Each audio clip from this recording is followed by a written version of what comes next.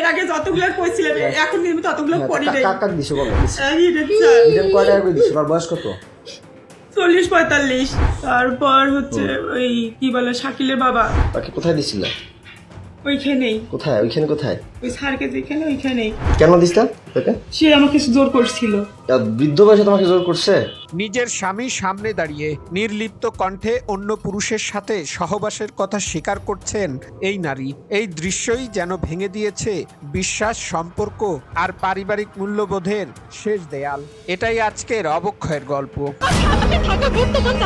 মেয়েকে নিতে চাইছে, সেই জায়গায় মাকে নিয়ে ফোন করছে। তুমি দাও কেন? আরো মেয়ে মানুষকে তো জোর করতে পারে। তুমি দাও কেন? আরেকটা ম্যাডাম ওইখানে কি স্কুলে চাকরিটা রাখার জন্য, নাহলে কি আটকে দিতে চায়? না, এমনিতে জোর করছিল আমাকে। তারপরে কাকে দিছে বলো? আর হচ্ছে অভিযুক্ত গৃহবধূর নাম মৌসুমী, পেশায় একজন স্কুল শিক্ষিকা। যার হাত ধরে গড়ে ওঠার কথা ছিল ভবিষ্যৎ প্রজন্ম, আজ তিনি নিজেই অন্ধকারাচ্ছন্ন। তারপর কাকে দিছে বলো? আর ওইখানকার একটা দোকানদার। কায় নাম কি? টুটু। টুটু। তোর বাসা কোথায়? চিরিবান্দারি। বয়স কত? ওরকমই হবে বয়স। কত? 40। 40। কিসের দোকান করে? মুদিখানা। এই তো বললা সারের দোকান করে, কি যেন বললা? ওটা আলাদা। অভিযোগ অনুযায়ী স্বামী বাড়িতে না থাকলেই দিনে অন্তত 2 বার বিভিন্ন পুরুষের সাথে অনৈতিক সম্পর্কে জড়াতেন তিনি। টুটুর কথাই তো বলা যে ওটা দুইটা টুটু, একটা সারের ব্যবসার একটা দোকান আছে। ওদের টুটু আর একটা সারের দোকান করে নাই? না, ও মুদিখানার দোকান করে। এই যে মুদিখানা দোকান কয়বার করছে? ওই একবারই। খালি একবার? একবার হলে খালি একবারই করে? না, একবার ওই আর করে নাই, সত্যি খোদার কসম করে। তাহলে একবার করে দাও কেন? কোথায় কি? আমি বিয়ের পরে কয়জন কোন মেয়েকে করছি একবার করে 3 বার?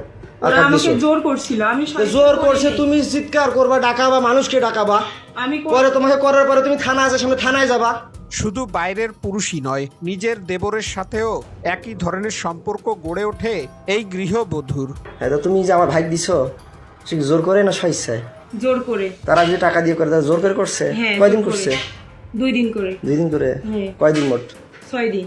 6 দিন? হ্যাঁ। বিষয়টি জানাজানি হলে স্বামী থানায় অভিযোগ দায়ের করলে উল্টো তাকেই মানসিকভাবে অসুস্থ দাবি করে মামলা তুলে নিতে বাধ্য করা হয়। তোমার বাপ থানায় বলে কটা লোক ধরে গেছিল, কইছে বলে আমি বলে পাগল? কয় নাই? না, ওরাই বলছে। কে বলছিল? থানায় যে লোকজন নাকি যে বলছে আমি নাকি পাগল, কটা লোক নাকি কটা লোক নিয়ে নাকি গেছিলা তোমার এই মামলাটা করছিলাম পরকীয়া তোমার রাগিবের, বলছে থানায় নাকি লোক নিয়ে গেছিল এলাকার, কয়জন যায় বলে সই দিছে, কয়জন যায় বলে সই দিছে, কইছে আমি বলে পাগল। তোমাকে ভোগ করার জন্য তারা কি সবাই মিলে গেম খেলে আমাকে পাগল বানায়, না তুমি বানাও? অভিযোগ রয়েছে মৌসুমী তার মা বাবার সহায়তায় নিজের স্বামীকে রেহাব সেন্টারে পাঠিয়ে দেন। একজন স্বামী যিনি অন্যায়ের প্রতিবাদ করেছিলেন তিনি হয়ে যান পাগল। মামলা উঠে নাই তো। আমি তো তোমার মামলা উঠুক আর না উঠুক, তাহলে আমি যে মামলা করলাম আমাকে রিহাবে ঢুকাইলে কেন তোমরা? বুদ্ধি করে তুমি যে বললা রেজওয়ান আমি তোমাকে ডিভোর্স দিয়েছি বলার পরও তোমার বাসায় আমি যাই না, টাকাগুলো তোমার বাসায় দিতাম, ফির আবার যাই রিহাবে গেলাম আমার ওখানে, আমাকে তুমি বাই করলা, ভালো কথা। তুমি মানুষকে দিলে কেন? এই চাকরি করলা কেন? শুধু এখানেই শেষ নয়, অভিযোগের ভয়াবহতা আরও গভীর।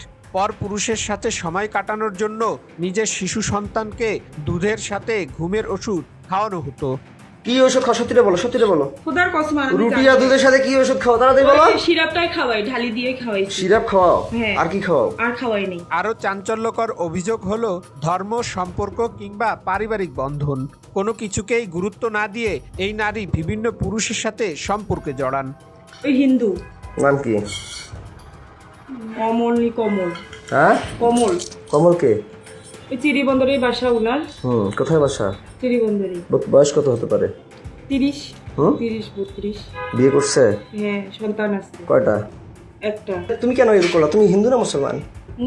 মুসলিম। হ্যাঁ, তুমি এগুলো করলা না? তুমি কার স্ত্রী? তোমার।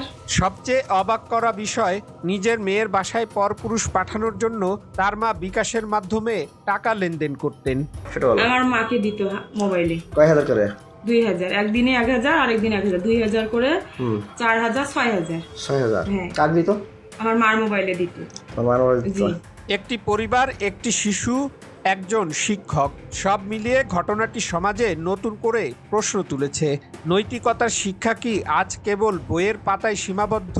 শিক্ষকের আচরণ যদি এমন হয় তবে সমাজ কোথায় যাবে? সেটা এগুলো দিয়ে কি আমার মেয়েকে খাওয়াইতা? না। কাকে দিতে? সেটা টাকাগুলো কি করতা? ওর স্কুলে চাকরি করতে, যাতায়াত করতেও শেষ হয়ে গেছে। স্কুলে টাকাগুলো কি করতা? খাওয়া দাওয়া করছি। অন্যায়ের প্রতিবাদ করলে কি সত্যি মানুষকে পাগল বানিয়ে দেওয়া হয়?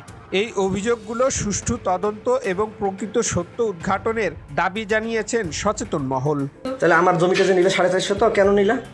তুমি যে মাঘি, তা মাঘিকে আমি জমি দিব কেন নিলা? তোমার মা বললো, তারপর সবাই বললো যে নি এত দিছি ভালো কথা। বিক্রি করে দিচ্ছে। তো তুমি নাটক করো কেন আমার সাথে যেখানে সেখানে কেন করো? ইমোশনাল ব্ল্যাকমেল করো কেন? করি না। ওই ওদের যে চুক্তি দাও দেখে তোমাকে আমি কি পাগল বাসায় দিত? পাগল বানিয়ে রাখি আমার, মানে ওদেরকে আবার চুক্তি দিবা বলে আবার সাথে ব্ল্যাকমেল করো, ইমোশনাল টর্চার করো আমাকে। না, আমি তোমাকে তাহলে আমার বাচ্চাকে ঘুমের ওষুধ খাও কেন? ওরাই বলছে। ওরাই বলছে। হ্যাঁ, বাস্তবের মুখোশ উন্মোচন, এটাই আজকের অবক্ষয়ের গল্প। এমন বাস্তব অবক্ষয়ের গল্প জানতে চ্যানেলটি সাবস্ক্রাইব করুন, ভিডিওটি শেয়ার করুন এবং এমন জঘন্য অপরাধীর বিরুদ্ধে আপনার মূল্যবান মন্তব্য তুলে ধরুন কমেন্ট বক্সে। তুমি এগুলো কেন করতা? তোমার ক্যারেক্টার খারাপ না না, টাকার ওরা দরকার না তোমার কি ভয়? কি জন্য এগুলো করতো? ওরা আমাকে ভয় দেখাইতো এই জন্যই। তো ভয় দেখে তো তোমার মা আছে না, বাবা আছে না, তারা লাঠি ধরতে পারে না, হ্যাঁ। তারা ঝাড়ু দিতে পারে না? তা আমি যে বলি তো আমাকে মিথ্যা কথা বলো কেন? পাগল বানিয়ে রিহেবে দাও কেন? আমি তো পাগল বলি নেই, তাহলে? আমি তো রিহাবে দেই। পরে অস্বীকার করো কেন? কে অস্বীকার করে? পরে অস্বীকার করো কেন? এই যখন না, তো তুমি তোমাকে আমার- তালা লাগিয়ে বন্দি করিয়ে যখন একটু ভয় দেখাই তখন স্বীকার করো। এখন তো তোমাকে একটা না। খাবার দিছি না, মারছি কোনো লাঠি দিয়ে মারছি? না। শুধু ভয় দেখাইছি। হ্যাঁ। তা আমি কি পাগল? আমি বিএসসি পাস করছি সিটি ইউনিভার্সিটি। তুমি কোন জায়গা থেকে অনার্স কমপ্লিট করছো? কোন ইউনিভার্সিটি অনার্স কমপ্লিট করছো বলতো? দিনাজপুর মহিলা কলেজ। মহিলা কলেজ। মেয়েকে নিতে চাইছে, সেই জায়গায় মাকে নিয়ে ধর্ষণ করছে।